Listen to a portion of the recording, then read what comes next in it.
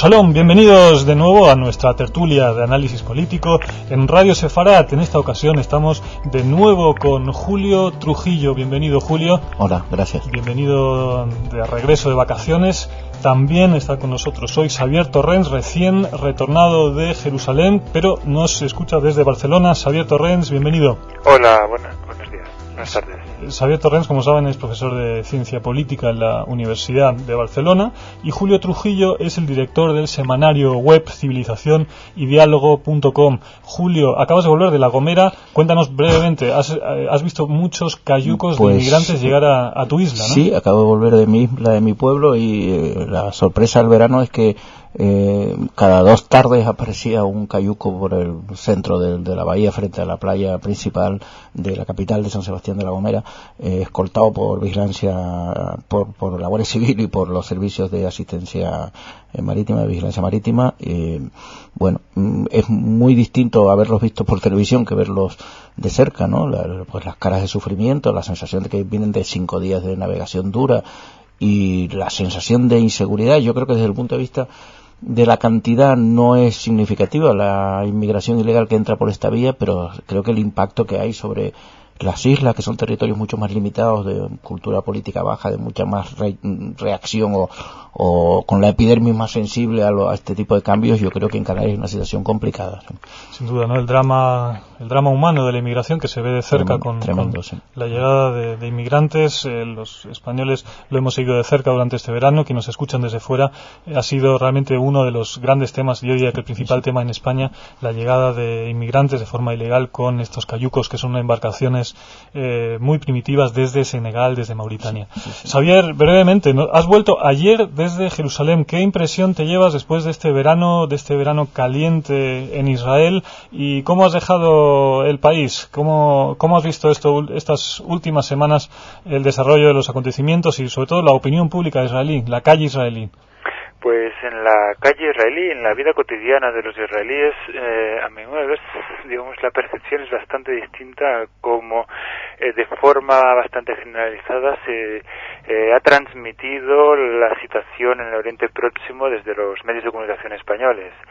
De hecho, los medios de comunicación españoles tienen fama en el propio Israel de estar bastante sesgados de forma unilateral, digamos, ¿no? Es decir, de no mantener una postura equilibrada en el tema y si bien también es verdad, porque esto ahora ya es una opinión mía, digamos, ha habido cierto cambio en cuanto a los articulistas, los comentaristas, que en esta vez, este verano, digamos, ha habido más un equilibrio, es decir, ha habido muchos más artículos, no noticias de corresponsales, pero sí más artículos de escritores, de profesores universitarios y otras personas que realmente han visto, digamos, quién empezó la guerra, es decir, Hezbollah empezó un 12 de julio, también han visto, digamos, que es muy distinto un ejército que intenta defender a una población que no una organización, en este caso Israel, que no una organización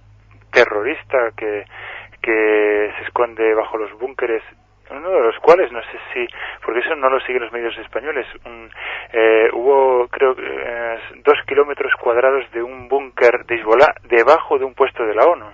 Sí, Xavier, queremos tocar ese tema, justamente esto de las ciudades subterráneas en el sur del Líbano, los búnkers financiados por Irán. Es uno de los temas que queremos comentar y que me gustaría plantear algunos temas, ponerlos sobre la mesa, porque realmente esta semana hay mucha tela que cortar, ¿no? Por un lado, expiró ese ultimátum dado por las Naciones Unidas a Irán. Según la OIEA, la Organización Internacional de la Energía Atómica, Irán continúa con su programa de enriquecimiento de uranio. Por otro lado, tenemos la visita de Felipe González el pasado jueves a Teherán. Para algunos esto era para acercar posiciones entre Teherán y Washington, otros lo han criticado mucho porque le han atribuido el defender el derecho de Irán a la tecnología nuclear, con fines incluso bélicos. Por otro lado tenemos la cuestión del Líbano, como ya avanzabas, Xavier, Kofi Annan está en la región. También los primeros soldados españoles han llegado a Beirut y se han desplegado en la zona para preparar el despliegue del contingente de tropas de FINUL que va a aportar España. También un tema que queremos comentar, si nos da tiempo, aunque son muchos en este programa, es el tema del antisemitismo en España y en particular este antisemitismo con coartada del pretexto del antiisraelismo. En particular queremos hablar de esos ataques antisemitas con pintadas de forma realmente, podemos decir, extensa y salvaje en Segovia y en Toledo. En Toledo, de nuevo, la Casa de Jacob, la librería que ha sido atacada por enésima vez con estas pintadas antisemitas. Y todo esto con motivo de la Jornada Europea de la Cultura Judía. Un caso grave y que creo que merece la pena el tocarlo en este espacio. Empezamos con Irán. Julio, si te parece, Rusia y China, todos opinan, los analistas, que se van a abstener de una votación contraria. Pero, ¿cómo es esto? ¿Un ultimátum sin sanciones? Sí, yo creo que el asunto está tomando ribetes un poco surrealistas, lo cual está animando a Irán a seguir en su plan, porque se da cuenta que puede aumentar el volumen del rechazo, pero no se toma ninguna medida, y además debe estar regocijándose de cómo se van separando tal vez las posiciones de Europa y Estados Unidos respecto a una situación de gravedad internacional. Sucedió en Irak y va a suceder en Irán si nadie lo remedia, ¿no? Yo creo que efectivamente Rusia y China, que son países que, como pasaba con Saddam Hussein, tienen intereses personales, estatales, nacionales, con la dictadura, con la teocracia iraní, no van a ir muy lejos a no ser que se vean obligados, y van a intentar frenar siempre cualquier medida de presión mayor, y no es de sorprender que se abstengan. Incluso yo no estoy seguro que Francia al final vaya a mantener esa aparente firmeza que ha mantenido en el caso iraní, que no en el caso iraquí, al lado de las posiciones de Estados Unidos. Bueno, la situación sigue siendo igual de grave.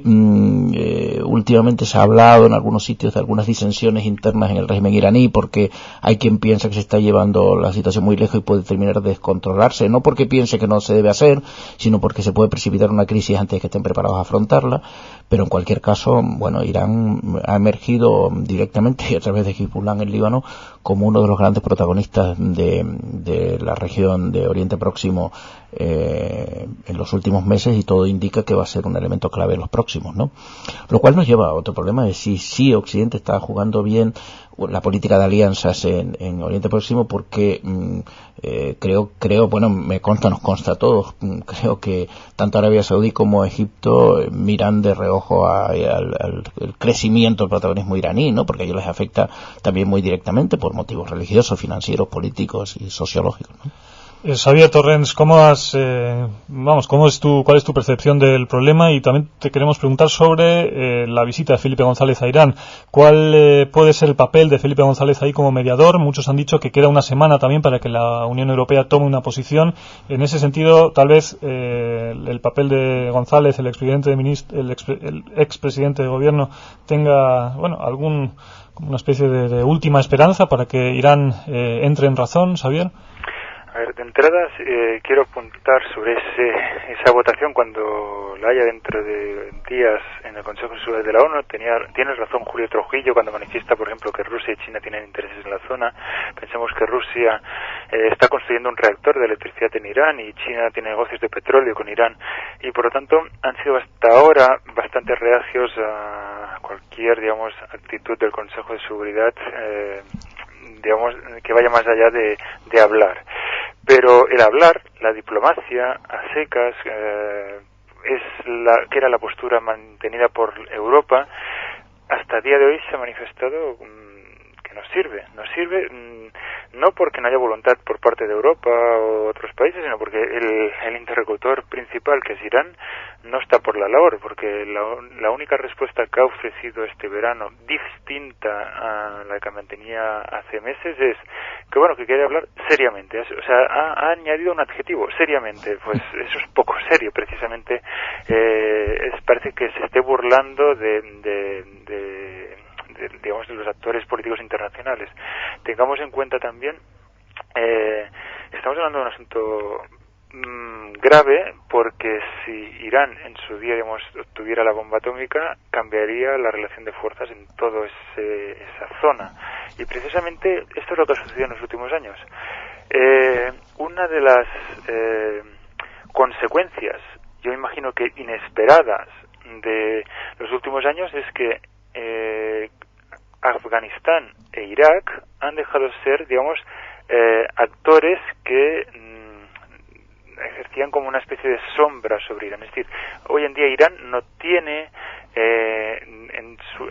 países musulmanes que le hagan sombra en la zona, con lo cual está emergiendo como un poder.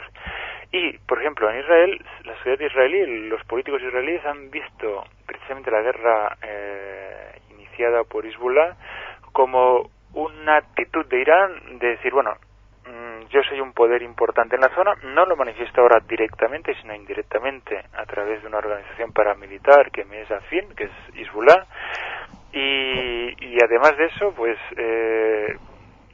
la respuesta que doy a la carrera nuclear es que voy a continuar, ¿no?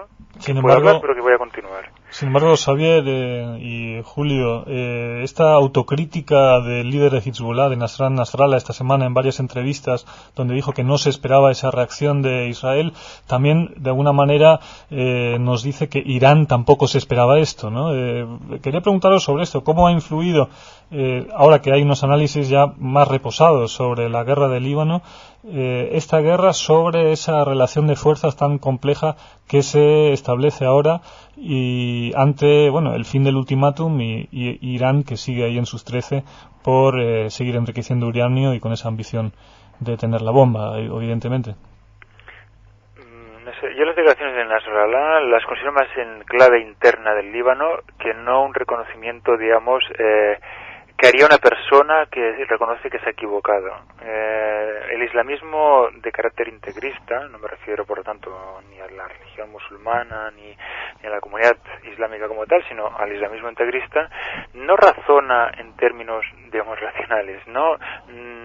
La actitud de Nasrallah se vive más como no como una autocrítica, sino como intentar frenar la actitud de parte de la sociedad libanesa que una vez acabada la guerra, una vez del alto fuego, estaba empezando a manifestarse en contra de Hezbollah.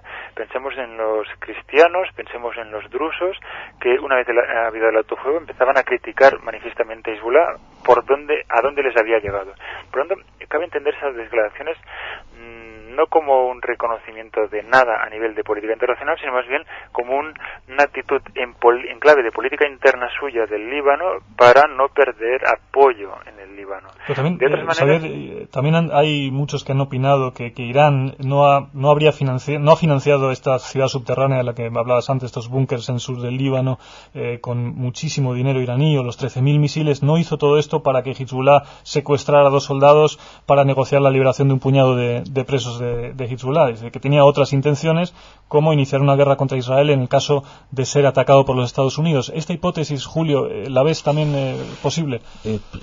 Sí, es posible esa hipótesis. Yo, la verdad es que no tengo datos suficientes para concluir eso. Yo creo que probablemente el ejército israelí, su reconocimiento de la zona, del tipo de despliegue que han encontrado, tienen más elementos para llevar un análisis serio de todo esto, y yo no conozco esas conclusiones, ni siquiera las iniciales, pero sí, esto es posible, pero también es verdad que es difícil pensar que Hezbollah haya sido capaz de una acción como esta y sostenerla durante 15 días sin algún tipo de luz verde de quien le patrocina, protege, entrena y financia, ¿no?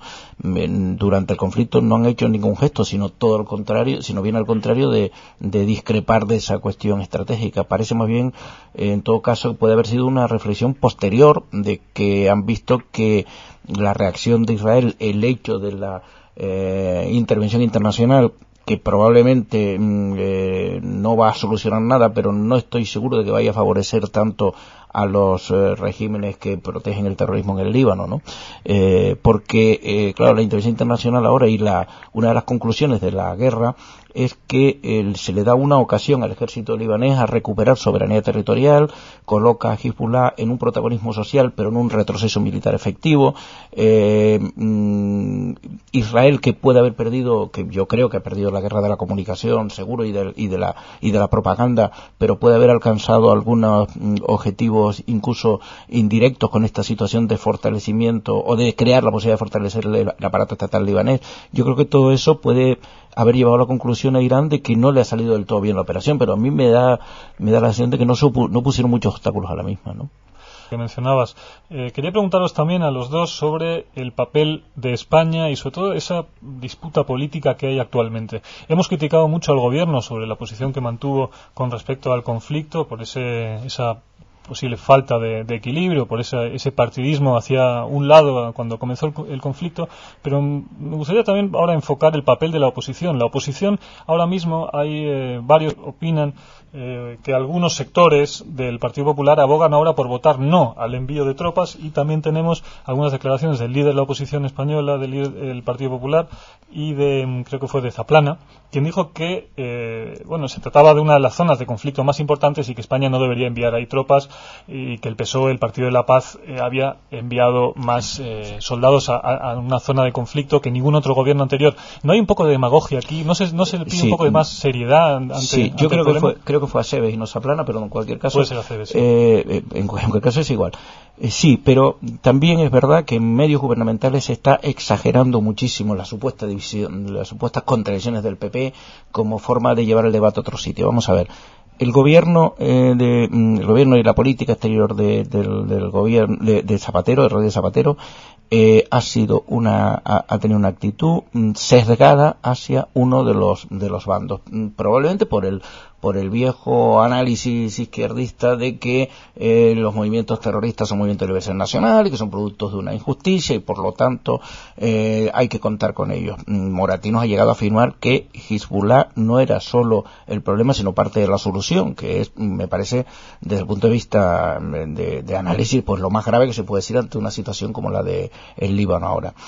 Creo que la decisión de enviar tropas es producto de un seguidismo total de la política francesa. De hecho, durante las 2 semanas que Francia estuvo dudando ante la ambigüedad de la declaración de la ONU y ante las dificultades que veía que iba a haber sobre el terreno, España también dio marcha atrás en esa semana, en cuanto que Chirac volvió a asumir el protagonismo de la dirección ante el reto que le hicieron los italianos de dirigir ellos la operación.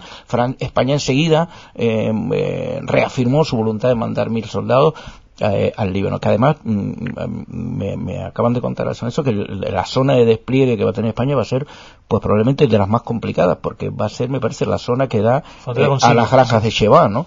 Que me parece probablemente va a ser la zona más conflictiva, con mucho por 20.000 razones. Van a ser los encargados de velar por que no pasen armas desde Siria. Efectivamente, y además pues con esa zona que además está sujeta a un litigio internacional entre el Líbano y Siria, y donde Hezbollah lo ha utilizado de coartada para seguir atacando a Israel porque mantiene ocupado un territorio del Líbano, es donde es probable que haya mayor presión de todo tipo, ¿no?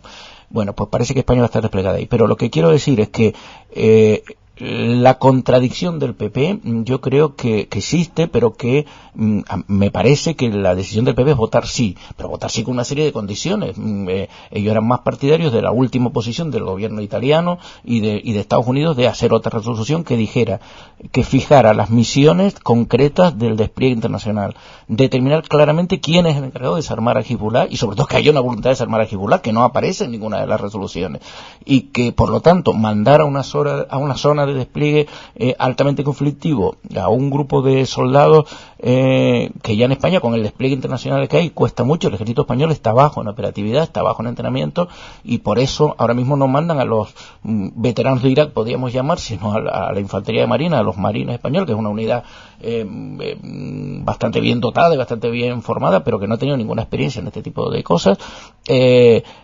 Y entonces mandarlos a esa zona en una situación que no se sabe bien cuál va a ser la misión, que no se sabe qué instrucciones van a tener de defensa o de ataque en un momento determinado, que no se sabe cuáles son las reglas de enfrentamiento propias de esa misión, pues yo creo que cualquiera puede ver que es difícil dar un cheque en blanco, ¿no? Yo creo que sin duda hay objeciones, lo hemos comentado en varias ocasiones, que se trata de una misión sin una misión clara, ¿no? Claro. Una misión sin misión. Una misión sin misión, sí. Pero sin duda también, por otro lado, todos coinciden, sobre todo en Israel, de que el envío de estas tropas de FINUL es importante. Xavier, me gustaría también conocer tu valoración sobre los partidos españoles, el gobierno y la oposición, con respecto al envío de tropas, Xavier.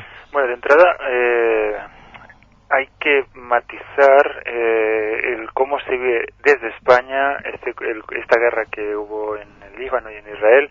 Pensemos que desde España se está magnificando el rol del Estado español. Es decir, en ni en Israel y de hecho ni en el Líbano se concibe que España pueda jugar un rol importante, y menos todavía desde lo que sucedió este verano, que al menos en Israel no se explican cómo hubo tan poca diplomacia o mano izquierda, podríamos decir, nunca mejor dicho en este caso, mano izquierda en la diplomacia, ¿no? España hubiera podido jugar un rol importante en su día, pero... ¿Qué han dicho en Israel, Xavier? Tú has estado allí mientras se hicieron esas declaraciones de Zapatero. ¿Cuál ha sido la reacción en Israel? Porque yo he estado leyendo prensa israelí, pero la verdad es que no aparece apenas noticias sobre España, y tampoco he visto, incluso cuando anunciaron el envío de tropas, un contingente de 1.000 personas, apenas aparecía. Se hablaba de Italia y Francia, pero España como que no existe. No, este verano, digamos, esas digamos, desde el pañuelo palestino a las declaraciones de diferentes dirigentes, lo que han conseguido es solo un titular, un día en el Jerusalem Post, en el cual se decía que España era el más crítico de la Unión Europea con Israel, y ese era el titular, y dentro se refería a que no solo había habido críticas, sino que rayaba el nuevo antisemitismo, algunas de las declaraciones. Y España, por lo tanto, no podrá jugar, por muchos soldados que envíe, digamos, no podrá jugar en este conflicto, vistas las cosas de ahora, un rol importante. Y pensemos que el conflicto, en verdad, al menos eso es lo que yo noté en la sociedad israelí, el conflicto en verdad no está en primer plano Hezbollah. De hecho está en rol secundario. En primer plano está el tema de Irán. De hecho, hace días atrás ha habido un nombramiento estratégico de vital importancia en el gobierno de Israel.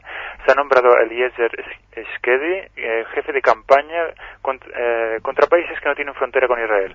Este nombramiento, de hecho, es un eufemismo burocrático, por decirlo de alguna manera, del cargo jefe de planificación de una guerra posible con Irán. Es decir, en Israel se teme el rol de Irán.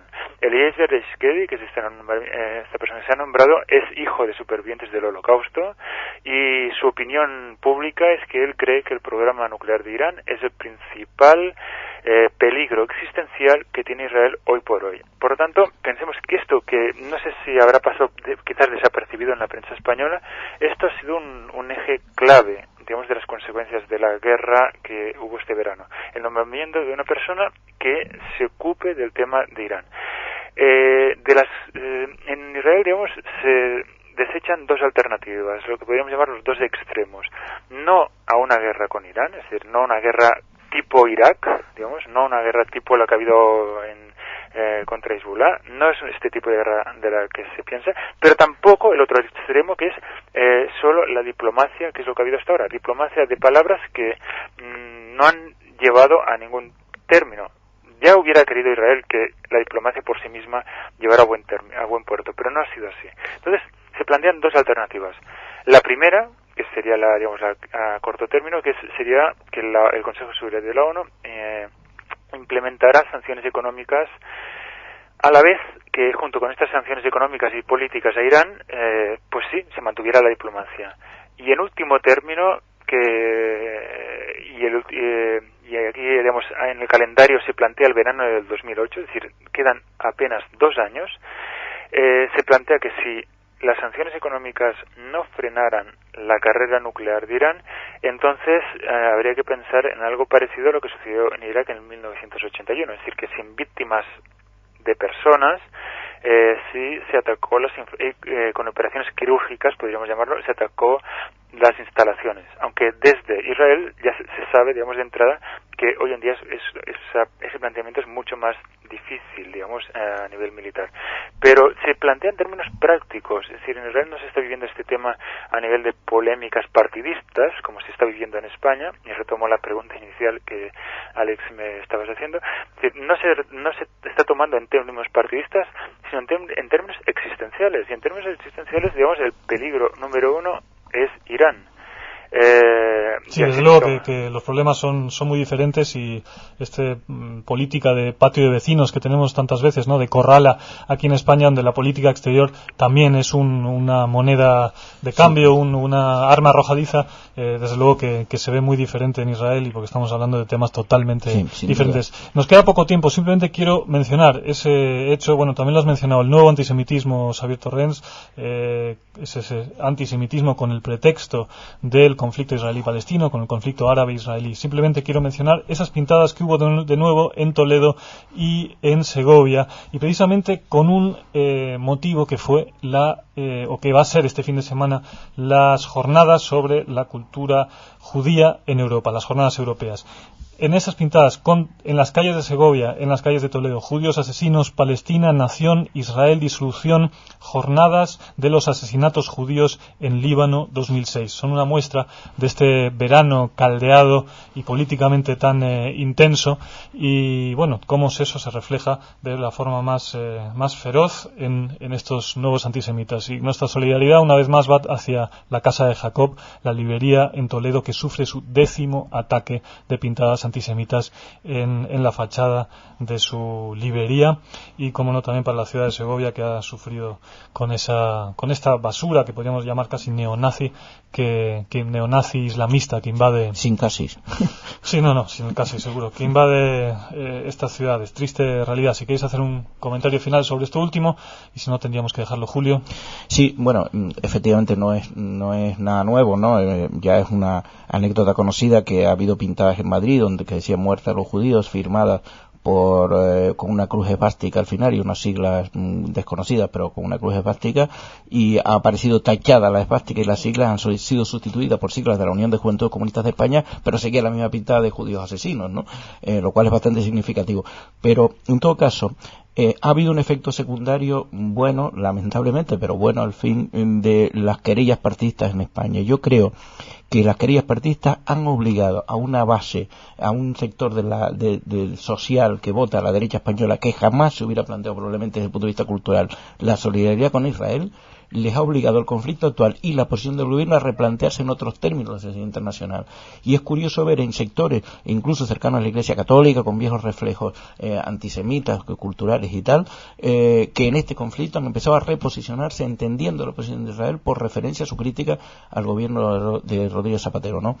Lo cual quiere decir que a veces Dios escribe con renglones torcidos, como se diga esa frase, ¿no? Pero que ha habido efectos secundarios de ese partidismo haciendo que Israel haya ganado algunos puntos en sectores que hasta hace poco eran impensables, a pesar de que el antisemitismo es fuerte. Bueno, eso sí, desde luego que es un síntoma optimista, positivo. También hay algunas aperturas, según nos contaba la semana pasada Jorge Aspizua, en el Partido Socialista, lo cual también nos hace ser un poco más optimistas. Y, en fin, confiamos tanto que en un lado como en otro haya más sensibilidad hacia Israel, hacia el problema y las amenazas que enfrenta, y, bueno, que las políticas sean acorde a esos problemas y la política exterior también vaya orientada en ese sentido. Xavier Torrens, muchas gracias por estar hoy de nuevo con nosotros, aunque sea desde Barcelona. Te esperamos pronto en los estudios de Radio Sefarad. Xavier, shalom y hasta pronto. Gracias a vosotros, y solo añadir una pequeña cosa, es que mientras en otros países, por ejemplo, cuando Mel Gibson hace declaraciones como que los judíos son culpables de todas las guerras, le caen una luz de críticas de toda la sociedad, tanto a izquierda como a derecha, y en España, desgraciadamente, digamos, no se toma como un tema prioritario el defenestrar, el denunciar públicamente el antisemitismo. Ojalá esto cambie, digamos, progresivamente. Gracias, Xavier. Julio Trujillo, ha sido un placer tenerte de nuevo aquí. Gracias. Y contamos contigo próximamente. Muy bien, cuando quieras. A todos ustedes, feliz fin de semana, Shabbat Shalom, y hasta la semana que viene aquí en la tertulia de Radio Sefarad.